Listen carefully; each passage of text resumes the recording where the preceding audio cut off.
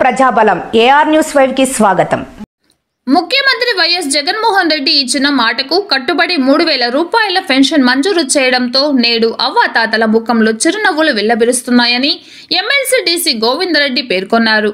కడప జిల్లా పోరుమామిళ్ల పట్టణంలోని ఎంపీడీఓ కార్యాలయ ఆవరణలో వైఎస్ఆర్ పెన్షన్ కానుక పంపు కార్యక్రమంలో మండల ఉపాధ్యక్షుడు సి భాష, స్పెషల్ ఆఫీసర్ చంద్రశేఖర్, ఎంపీడీఓ ఆధ్వర్యంలో ఘనంగా జరిగాయి.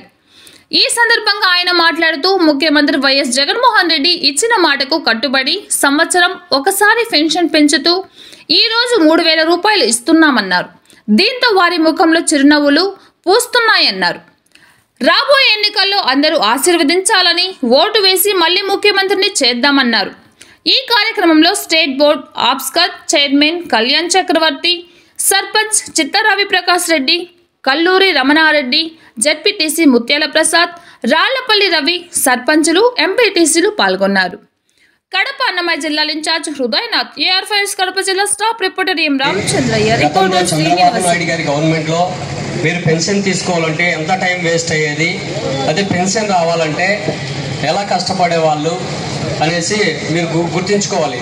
ఆ రోజు పెన్షన్ తీసుకోవాలంటే ఉదయం వెళ్ళి ఆఫీస్ దగ్గర వెయిట్ చేసి వాళ్ళకు ఉన్నటువంటి పెన్షన్ బుక్ లైన్లో పెట్టి అక్కడి వరకు బయట కూర్చోడానికి స్థలం లేక వెయిట్ చేసేవాళ్ళు. ఈరోజు జగన్మోహన్ రెడ్డి గారు యొక్క వాలంటీర్ ద్వారా ఉదయాన్నే మీ పని కూడా వృధా కాకుండా, మీ సమయం వృధా కాకుండా ఉదయాన్నే మీరు పెన్షన్ తీసుకొని మీ పని మీరు చేసుకునే వెసులుబాటును కల్పించారు. అదేవిధంగా మీకు పెన్షన్ రావాలంటే, అర్హులకు పెన్షన్ రావాలంటే జన్మభూమి కమిటీ అని ఒక కమిటీని ఏర్పాటు చేశారు.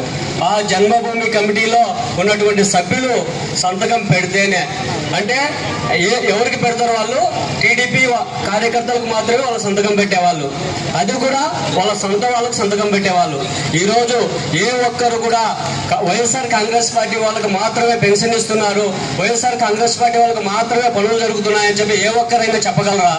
చెప్పలేరు. ఎందుకంటే జగన్మోహన్ రెడ్డి గారు ఒకటే చెప్పారు, కులం చూడం, మతం చూడం, పార్టీ చూడం, ప్రాంతం చూడం, ప్రతి ఒక్కరికి కూడా లబ్ధి చేకూరుతుంది అని చెప్పారు.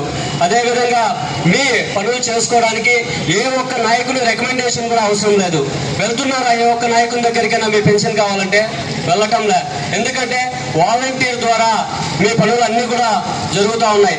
వాలంటీర్ మీ ఇళ్ళ దగ్గరికి వస్తున్నారు, మిమ్మల్ని అడుగుతున్నారు, మిమ్మల్ని అడిగి మరీ మీ పనులు చేస్తున్నారు. కాబట్టి మిమ్మల్ని అందరినీ కూడా నేను కోరేది ఒకటే, దయచేసి మన రాష్ట్రాన్ని అభివృద్ధి చేస్తున్నటువంటి, పేదల కోసం ఆలోచిస్తున్నటువంటి జగన్మోహన్ రెడ్డి గారి గురించి ఆలోచించి ఆయన్ను ఆశీర్వదించి మరొకసారి ఆయన సీఎంగా చేసుకుందామని చెప్పి మీ అందరికీ కూడా నేను కోరుకుంటున్నాను. ఈ అవకాశం ఇచ్చినటువంటి ప్రతి ఒక్కరికి ధన్యవాదాలు తెలియజేసుకుంటూ, జగనన్నలో ఉండేటువంటి ఒక ప్రత్యేకతను కూడా పెద్దలందరూ కూడా ఇక్కడ మరి చెప్పడం కూడా జరిగింది. జగనన్న ఏదైనా ఒక మాట ఇస్తే ఆ మాటకు ఏ విధంగా కట్టుబడి ఉంటారో, మనము ఆయన అధికారంలోకి రాకముందు ఇచ్చినటువంటి వాగ్దానాలను అధికారం వచ్చిన తర్వాత ఏ విధంగా నెరవేర్చినాడో అన్ని విషయాలు కూడా ప్రజల ముందు, మీ ముందు ఈ ప్రభుత్వం ఉంచినటువంటి మాట ఈ సందర్భంగా చాలామంది పెద్దలు చెప్పినారు. ఇంతకుముందు ఇదే రాష్ట్రాన్ని చంద్రబాబు నాయుడు గారు కూడా 14 సంవత్సరాలు పరిపాలించినారు. ఆయన పరిపాలనకు తర్వాత జగనన్న పరిపాలనకు ఉండే తేడాను మీరందరూ కూడా గమనించాలని చెప్పి కూడా ఈ సందర్భంగా నేను తెలియజేసుకుంటున్నాను. ఇందులో జగనన్న ఇంత పెద్ద ఎత్తున ఈ ఏదైతే నవరత్నాలు అనేటువంటి కార్యక్రమాన్ని, మరి దీంట్లో 33 లబ్ధి అంటే పథకాలను రాష్ట్ర ప్రభుత్వంలో ప్రజలందరికీ కూడా ఇవ్వడం జరిగింది.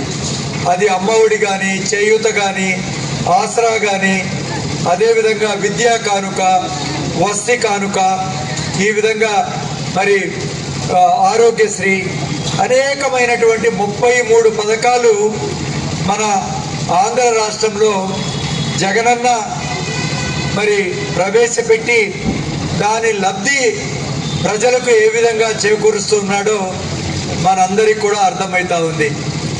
చంద్రబాబు నాయుడు గారు ఇంతకుముందు చెప్పినటువంటి చాలా పథకాలు అమలు చేయలేదనేటువంటి విషయం ఈ సందర్భంగా మీకు గుర్తు చేస్తున్నా.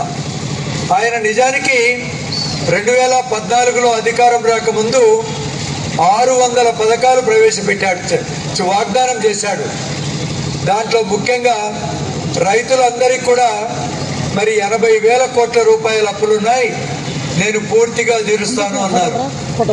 మరి అక్క చెల్లెమ్మలకంతా కూడా డ్వాక్రా మహిళలకు 15,000 కోట్ల రూపాయలు అప్పులుంటే ఆ రుణమాఫీ చేస్తానని చెప్పినారు.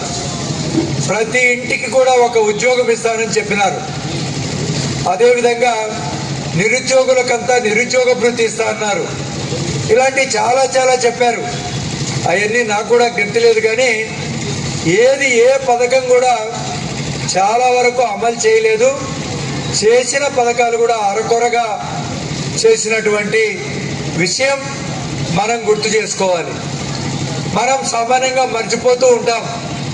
మనం ఏంటంటే మనకు చాలా పెద్ద